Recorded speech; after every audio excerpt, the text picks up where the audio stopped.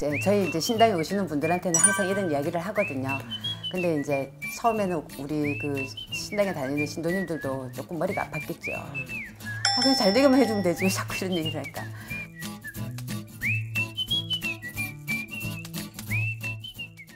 안녕하세요, 선생님. 안녕하세요. 아, 선생님 이제 곧 새해가 밝아오죠? 네, 음력으로는 조금 남았죠. 네. 양력으로는 밝아왔고. 네. 예. 이 2024년에 운이 좋아지려면 이렇게 한번 해보세요. 그래요. 우리가 이제 운이 좋아지려면은 첫 번째는 내가 마음이 편해야 되잖아요. 그러니까 내가 지금 겪고 있는 것 중에서 나를 제일 불편하게 하는 것들을 먼저 파악을 해야 돼요. 그게 사람인지, 내 생활 뭐 습관인지, 아니면 내가 뭐 살고 있는 환경 때문인지, 뭐 배우자 때문인지, 가족 때문인지. 파악을 하면 본인이 알잖아요. 네. 자, 그러면은 거기서부터 이제 하나씩 해결을 해야 돼요. 그러니까 이거는 가만히 있는다고 해서 운이 들어왔을 때 내 운이 되는 게 아니라 나 역시도 변해야 되는 거거든요. 자, 그러면 내가 맨날 어질러져 있는 내 집을 보면 화가 나, 짜증이 나. 그럼 그거부터 손을 대야 되겠죠. 네. 그리고 두 번째는 어떤 부부간에 뭔가 대화가 안 이루어져 갖고 답답하고 화가 나고 이러면 그것도 풀어야 돼요. 풀고 시작을 해야 돼요. 뭐 계속 너는 너대로 나는 나대로 살면은 기분 안 좋아져요. 예를 들어서 그냥 어쩌다가 금전이 들어온다고 해도 그 금전이 남아나지 않아요. 사라진다고.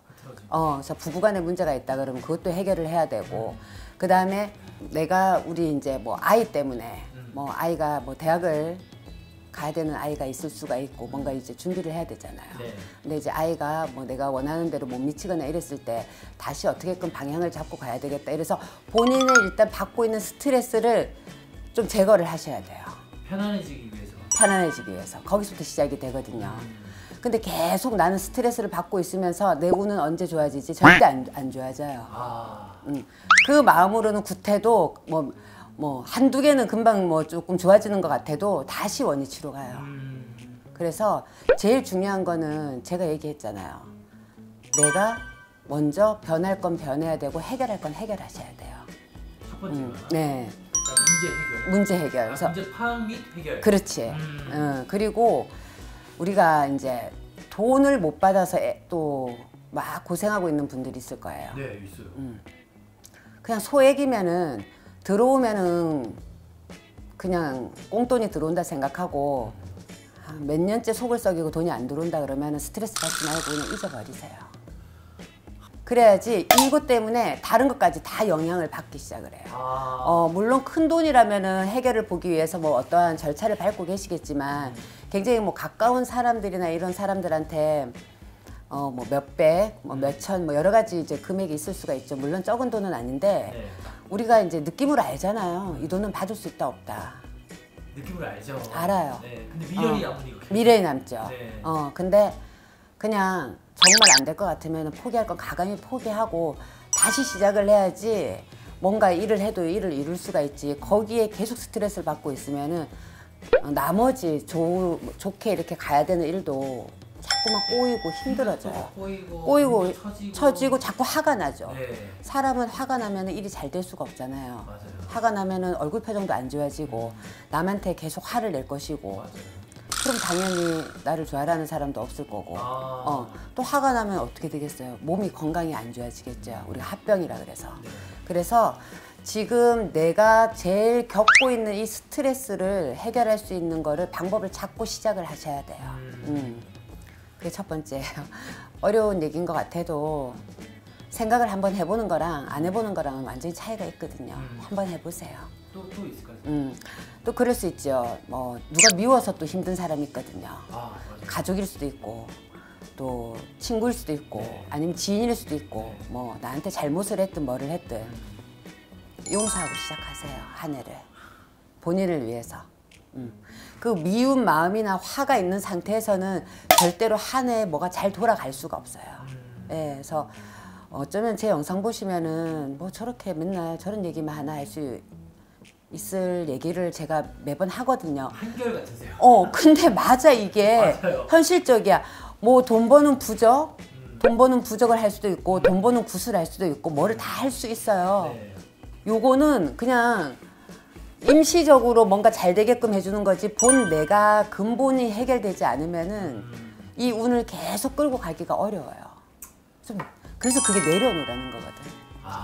좀 올해는 좀 내려놓고 또 가감히 우리가 이렇게 생각하면 좀 쉬울 수 있어. 특히 돈 문제에 대해서 그냥 내 애군이랑 액사를 그 돈에 그냥 돈으로다가 다 해결을 받다고 생각을 해보세요. 그러면 조금 마음이 편안해지고 사람이 돈을 또 띄어 먹힐 땐 또 이유가 있거든요. 그거를 진짜 깊숙이 공부를 하다 보면 다 이유가 있어요.